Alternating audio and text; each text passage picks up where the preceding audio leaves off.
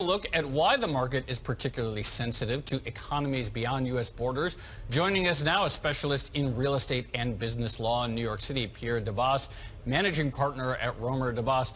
Pierre, thank you for joining us. I was driving into the city this weekend and I saw there's a bunch of those really tall, skinny buildings that went up over the last year and sort of counting how many there are now.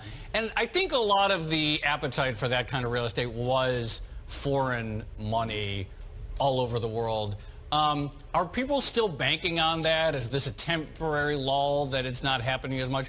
Why has it slowed down, and what are the prospects for it returning? Well, first off, thank you guys for having me today. And it's an excellent question. So when you have to look at the construction booms pre-recession and post-recession, the pre-recession boom is really where the foreign capital really started driving into the market, meaning 2004 to 2008, I would say.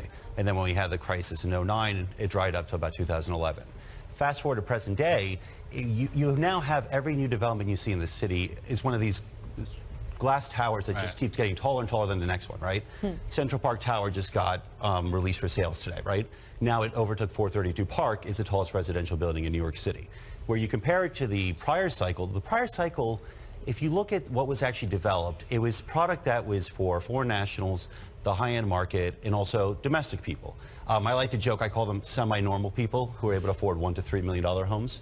Now, if you look at it today, all the inventory coming on is an ultra high-end market, right? Now, there's just such a saturation of inventory in that marketplace that it's causing a huge softening in terms of pricing and demand, et cetera. So on the demand side, though, what's happening to these buyers? We kind of know some of the nationalities. We knew that there were a lot of Chinese buyers. We knew there were a lot of Eastern European buyers. I can understand why maybe the Chinese aren't buying to the same extent, but what's going on with the demand side here? So now demand for high-end residential properties is driven by what? It's driven by exchange rate plays, driven by the desire to invest in a stable market, getting your money out of your country, where you take a country like Greece, for instance, that's been on the brink of economic collapse for how many years? You take China, which has had its own economic concerns, where there's been an exodus of capital that's left the country in hopes of putting it in a more stable environment. So the exchange rate, you have the hope of making a return on your investment, and also, like we just discussed, the stability component. So now, for instance, China, why has there been such a huge drop-off in demand from China? Number one, it's been a bull run. It's been a number of years. And number two, there's a capital restriction in terms of how much money you can take out of the country a year. So in China, you're only allowed to take out $50,000 a year out of the country. This rule, for some reason, unbeknownst to me, was largely ignored, or was completely ignored, I should say, up until 2017. So come 2017, the government started enforcing this. That's had a tremendous impact on our market. That's probably the biggest factor in terms of the slowdown of money coming from overseas.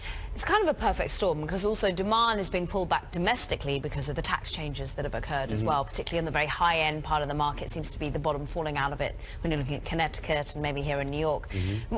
What's the answer? Are people admitting and seeing prices come down, or is it more like the London luxury market where nothing is selling because people won't actually won't lock in that loss? So we're in a little different of a boat. Now, I would say our market's more negotiable than I've seen it since probably close to 10 years.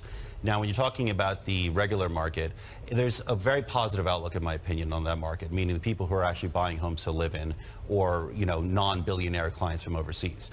And the reason I say that is if you take factors like the interest rate on home mortgages. Interest rates right now are at a 15 to 16-month low. Somebody buying a home to live in is going to factor in the interest rate potential increase in what they are as of today, right? Then you're going to look at unemployment. Unemployment's at a 50-year low. And then the stock market's performed exceptionally well as of late. So those are all great signs for the real estate market. Now, I'm kind of carving that out of the market in general. That's the majority of the market.